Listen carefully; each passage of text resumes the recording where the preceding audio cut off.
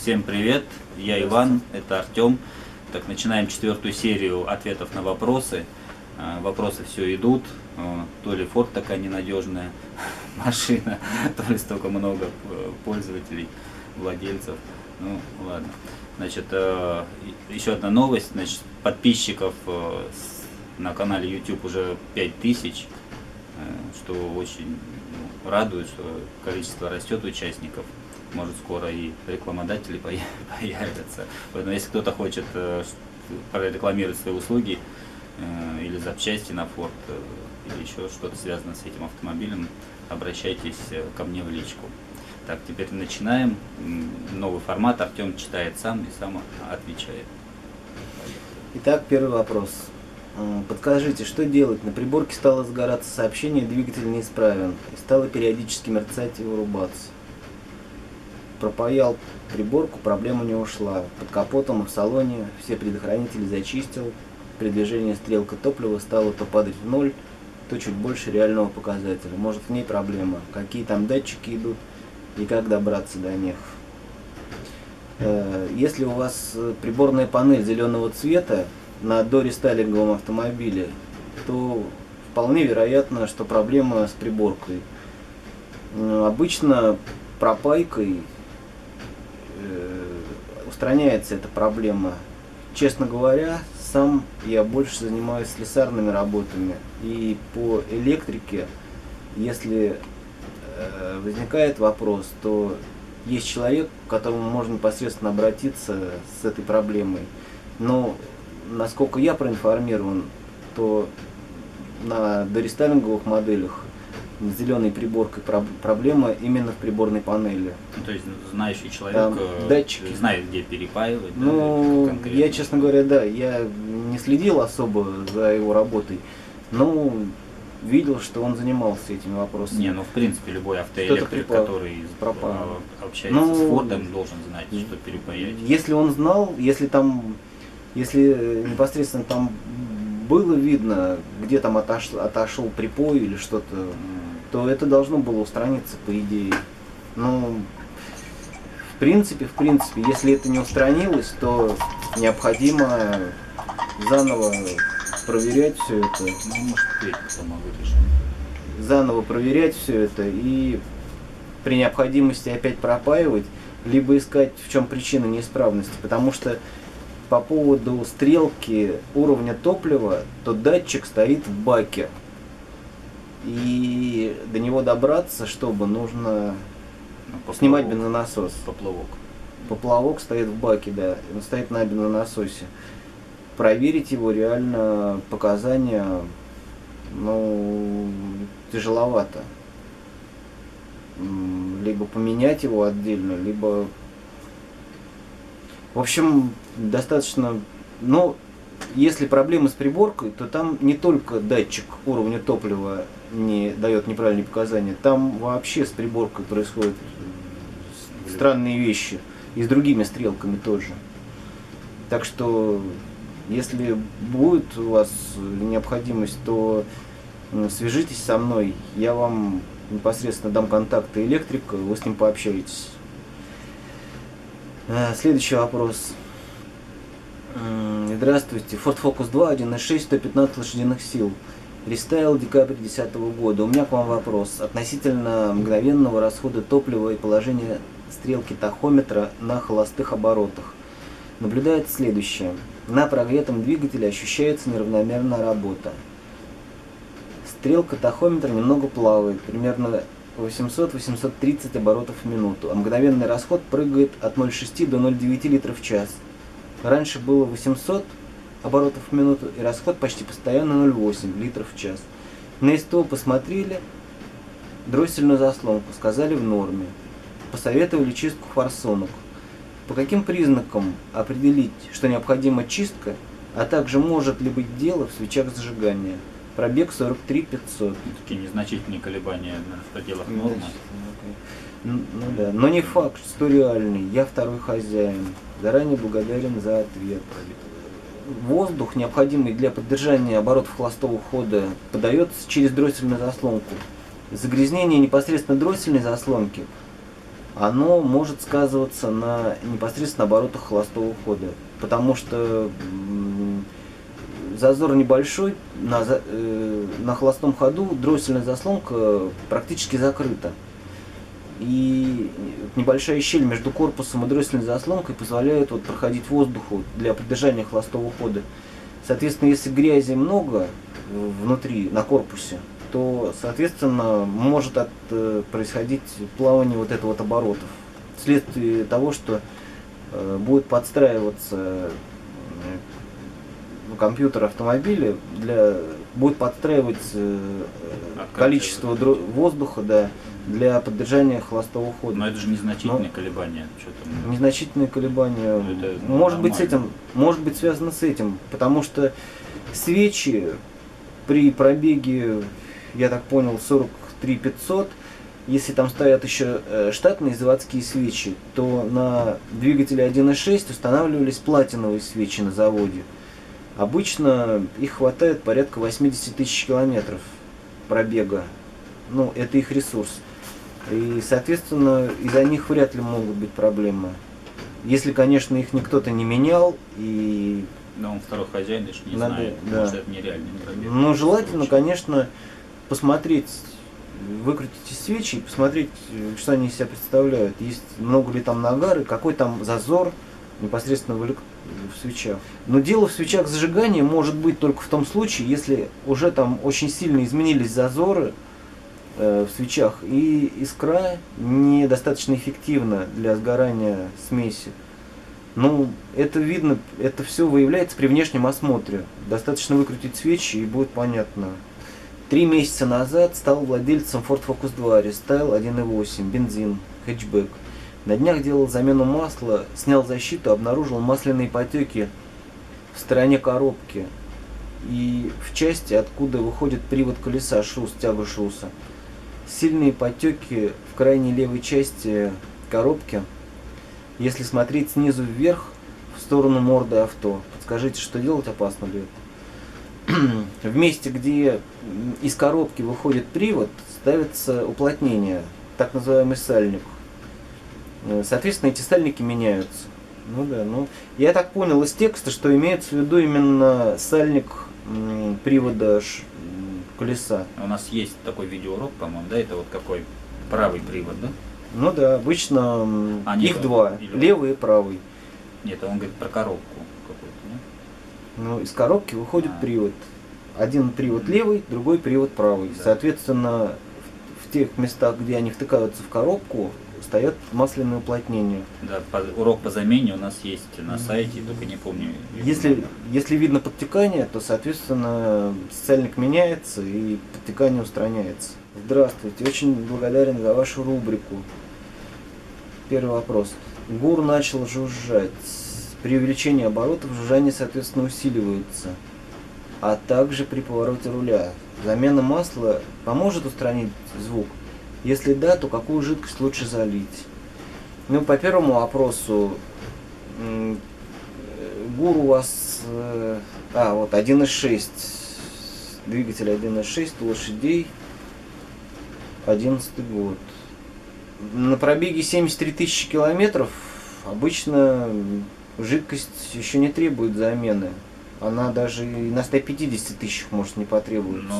Но я себе еще ни разу не менял жидкость гидроусилителя. Ну вот, да, Ивана еще ни разу не меняли. Почти 300 тысяч. Она, в принципе-то, жидкость, гидравлическая жидкость, она, по идее, особо и не изнашивается. Вопрос только в том, что бывает, выходит из строя сам насос гидроусилителя. При больших углах поворота руля нагрузка на него возрастает, и если в нем какая-то неисправность уже присутствует, то, соответственно, при нагрузке она будет проявляться в виде повышенного звука. А может быть вот трубка высокого давления, который вот тоже я руль крутил, у меня начинал в случае, если уровень жидкости в бачке в норме, это можно проверить, то иных мер не предусмотрено. Поменять жидкость можно с помощью обычного медицинского шприца. Откачать старую, залить новую. Какую?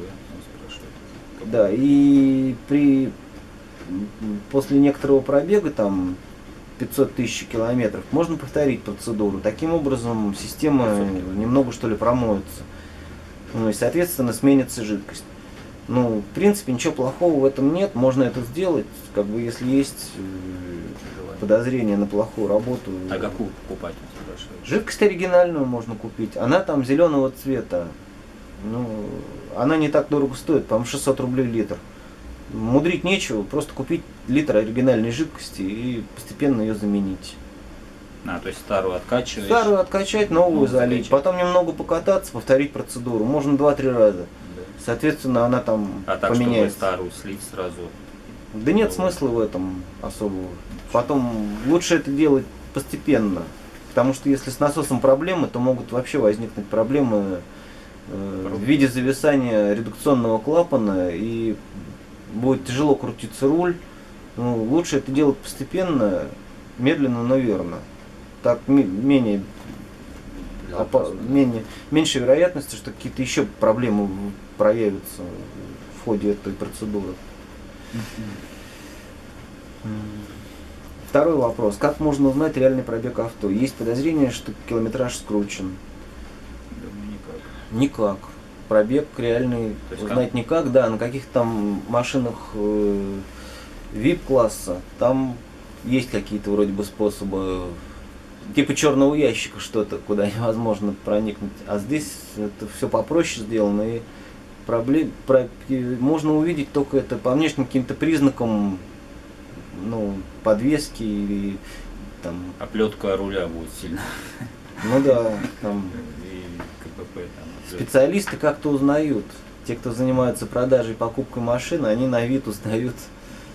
Да. Изношенность салона может вам подсказать. Да, там по продавленности сидушек, по потертости рулевого колеса и так далее. Андрей Степанцов, да?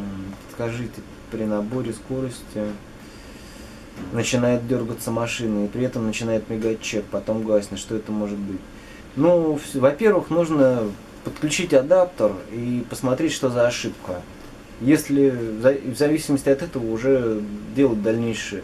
Это может быть катушка сжигания, это может быть пробой высоковольтного провода, это может быть неисправность одной из свечей зажигания. Тут как бы можно без адаптера просто посмотреть и выкрутить свечи, посмотреть, есть ли пробои на изоляторе свечи, осмотреть высоковольтный провод, нет ли там характерных черных линий внутри на колпаке. Ну, если это 1.6, то там с катушкой вряд ли это связано, потому что там одна катушка идет на сразу все свечи. Поэтому, скорее всего, это вот провод свеча, что-то в этом роде. Но в редких случаях бывает форсунка, но это Сова.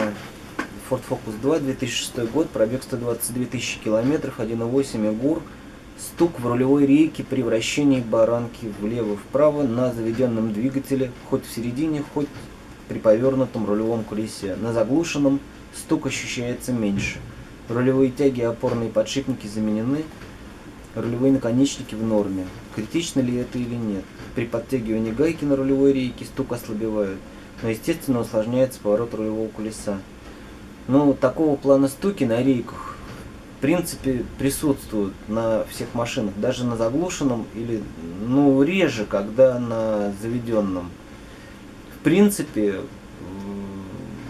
вот рейка сама по себе выходит из строя, ну, практически только в одном случае, если она начинает течь. То есть оттуда начинает уходить жидкость рулевая, жидкость гидроусилителя. Но если это не электрорейка, а электрогидроусилитель, то, соответственно, там жидкость тоже есть. Вот. Значит, если она не уходит, то, в принципе, в рейке внутри могут быть, конечно, какие-то небольшие неисправности, типа стуков, но они на безопасность движения не влияют. А вот эта вот гайка, о которой вы говорите, которую вы подтягиваете, вообще она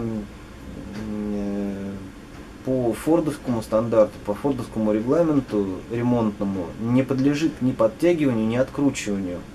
Это уже как бы ваши эксперименты. И, соответственно, я сам лично это не делал, и тут вам никакой рекомендации не дам. Но рейка рулевая таким образом из строя не выходит. То есть стук не говорит о ее неисправности. А да, там люфт какой-нибудь может появиться? Или он может растянуться? Люфт, если как в обычном, в любом другом автомобиле, если вы влево-вправо поворачиваете руль, и у вас колеса при этом, ну, то есть свободный ход рулевого колеса есть или нет. То есть если он есть, то есть вы поворачиваете руль, а колеса при этом не поворачиваются, то это неисправность. Соответственно, если у вас жестко связан руль с колесами, то есть нету свободного хода, то, соответственно, проблемы как бы и нет. Но звук посторонний, который сопровождается вот качанием колеса влево-вправо, он может быть, но с ним можно ездить.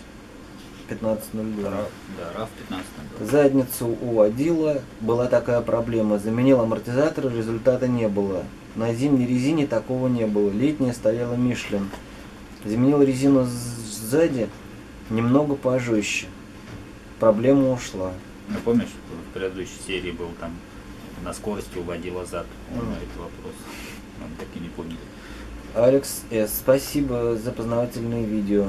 Постоянно уходит жидкость ГУР. Осенью смотрели, на СТО явных потеков нигде заметно не было. Вердикт все нормально, но жидкость так и уходит. За сезон долил четверть емкости. Официальной красной жижи. Авто 2008, 115, испанец. Что это может быть? Есть ли смысл использовать спецсредства наподобие Супротек для ГУР? Дело в том, что если нет потеков непосредственно ни на трубках, ни в районе насоса, то как раз тут такой вариант, что потек может быть непосредственно в рулевой рейке. Но его может быть не видно, потому что при тече рулевой рейки масло гидроусилителя попадает в пыльник, вот в эту гармошку. И там оно может скапливаться. Для того, чтобы точно установить, течет или не течет, нужно снять левую или правую, в зависимости от того, какие там внешние признаки, если есть. Если бывает, что это пыльник немного выглядит запотевшим снаружи. И если вы видите там запотевание на нем, то нужно отсоединить внутренний хомут, разжать и снять пыльник. И если вы увидите там масло внутри, то, соответственно, у вас потекла рулевая рейка. Какое-нибудь контрастное вещество не заливать. Рулевую рейку можно либо отремонтировать, либо поменять. Ну, есть ремонтные мастерские, которые занимаются вот всякими гидроделами. Гидромастер, по-моему, такой в Москве есть. Ну, в интернете можно найти его контакты. Они ремонтируют рейки, меняют там уплотнение, там гарантии, по-моему. Ну, некоторые пользуются их услугами. Вот. Либо покупают, либо новую. Ну, нужно вначале установить, а дальше уже вы разберетесь. Если это течет рейка, то придется что-то делать. Ну, был случай, когда вот человек долил вот этот Супротек, так называемый герметик для систем вот этих вот гидро. Ну, вроде бы ему помогло.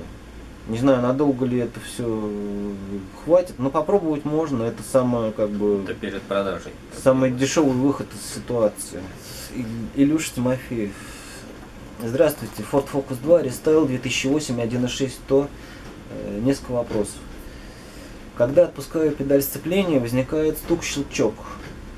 Первая, вторая, третья передача. Бывает, что выскакивает вторая передача. Что это может быть? Ну, если конкретно случаи возникают с выскакиванием передачи, то это неисправность уже самой коробки передач.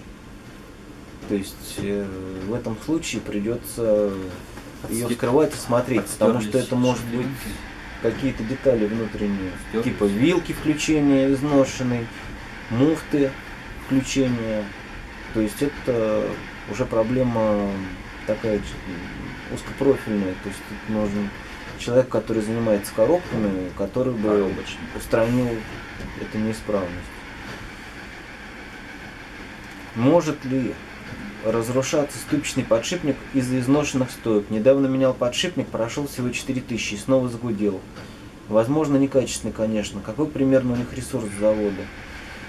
Бывают китайские подшипники, которые действительно могут пройти не больше 4000 километров. Но у подшипника вообще в среднем где-то у хорошего подшипника либо это заводской, оригинальный, либо это подобие, либо СКФ или ФАГ. Подшипники самые как бы хорошие. У них ресурс, но где-то в среднем в пределах 100 тысяч километров они обычно выхаживают. Ну, в зависимости, опять же, от попаданий там в крупные ямы и так далее, и манеры езды. Ну, от изношенных стоек вряд ли. Это никак не связано с амортизаторами. Это больше связано с нагрузками, такими чисто связанными там с попаданием там в какие-то крупные ямы, ударные нагрузки в первую очередь. Все, что есть. Здравствуйте, у меня есть вопрос. Да, это все, что есть. Focus 2 Restyle 1.6 115. Закусывает руль в нулевом положении. Как металл об металл. Аж на кузов передает. На СТО сказали, что рейка справа небольшой люфт. Что делать? Ну, вообще, это достаточно редкая вещь, когда закусывает руль. Мне лично не доводилось встречать таких машин, где закусывала бы руль. Но если уж такое происходит, то вначале нужно проверить все остальные элементы подвески, которые там относятся к рулевому управлению. Если они все исправны, нигде никаких люфтов нет, ни в тягах, ни в наконечниках, ни в шаровых, то с рейкой придется как бы да, разбираться. Тут уже ничего не сделаешь. Дмитрий. Ребята молодцы, жаль, что таких спецов мало. Доброго времени суток. Ну, это кто? Алексей Галкин. Алексей Галкин. Доброго времени суток. Во-первых, хотелось бы выразить благодарность за ваш труд. Информация действительно стоящая. Огромное спасибо. Вопрос такой. Машина, второй Focus, 2005 год, 1.6 115. Вода в салоне, под ногами водителя и переднего пассажира. После дождя или мойки. Вода скапливается между днищем и ватным уплотнителем. Попадает она в салон через технологические отверстия стоек, на которых подвешены двери. Заделать эти отверстия не представляется возможным, так как к ним крепятся разъемы проводов и обшивка салона. Нужно искать причину. Возможно, вы сталкивались с такой проблемой и знаете, как вода попадает в стойки. Ну, вы пишете, что вы знаете, откуда попадает вода, и в то же время пишете, что нужно искать причину.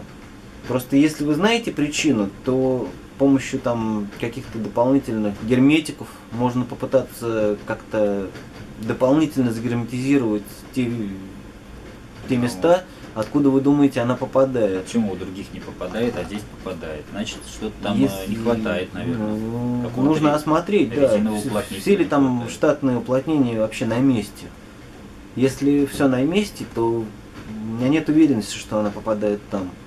Нужно проверить, не попадает ли она. Вдруг там менялось стекло. Бывает еще, что недостаточно хорошо проклеенное стекло, и вода по стойке боковой стекла, она стекает вниз, как раз вот она стекает вниз до самого коврика. И в принципе в том же месте будет образовываться эта мокрота. А вот в дверях же есть технологические отверстия, которые, наоборот, вода через них Ну должна да, вытекать. но Может, нужно- у него эти отверстия заклеены?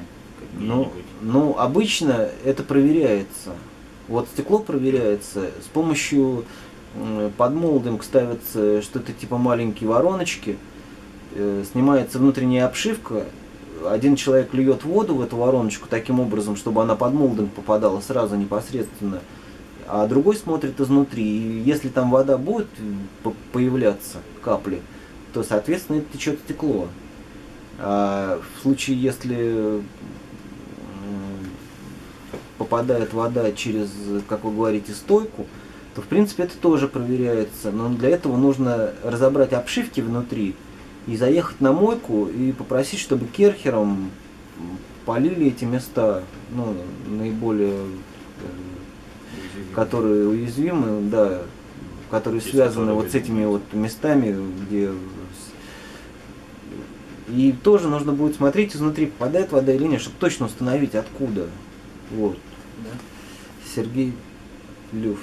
Стаска, в каком городе вас найти? В Москве. Да, Сергей. смотрите предыдущие выпуски. Ну, контакты есть на сайте. Сергей Люфт, скажите, пожалуйста, нормальный звук двигателя на холодную первые минуты 3-4? Ну, там Сергей предоставил видео. В принципе, также мотор работает у меня. Может, на холодную чуть побольше тарахтит, да? Может, даже как-то напоминает дизель какой-то. Ну, отсутствие гидрокомпенсаторов сказывается, и звук может быть, Поэтому конечно... По звуку у вас все нормально, даже у меня такой же звук, ничего критичного. Ну, да. Если что-то очень сильно волнует, интересует, то можно там попросить моториста, он послушает. Так, Дмитрий Акилов. У меня Ford Focus 2 рестайл 1.6 100 лошадиных сил. С 2010 года 106 тысяч пробегу. Такая же тема. Как читал и слышал, что просто все зазоры приходят в норму и пропадают. Типа это нормально. Но тоже не особо нравится. Но так и есть. По мере прогрева зазоры приходят в норму и звук посторонний исчезает. Но если не нравится, нужно покупать машину более серьезного класса. Там будет сделано так, что с самого первого момента запуска посторонних звуков не будет. Все будет прогрето. Виктор Кукин. Виктор Кукин, здравствуйте. Есть возможность приобрести за недорого руль от Ford Mondeo с управлением приемником на руле. Подойдет ли такой руль на Ford Focus 2 Restyle 2 литра? Нужны ли какие-нибудь манипуляции? Ну, я этим вопросом не занимался. Да, вообще от Mondeo ставят рули, но там требуются некоторые дополнительные вещи. Ну, можно поставить управление штатно на второй фокус. Есть же подрулевой рычаг для управления магнитолой, чтобы особо не мудрить. Агуэро. Добрый день. Еще пару вопросов. 1.6 2007 год, 115 седан, серебро, стекла тонированы. Проверял компрессию. Компрессия в 4 цилиндрах 4,5. При добавлении масла 7. От двигателя конкретных посторонних звуков нет, типа таких, как звон клапанов. Спецы сразу предположили, что нужно капиталить, либо менять движку.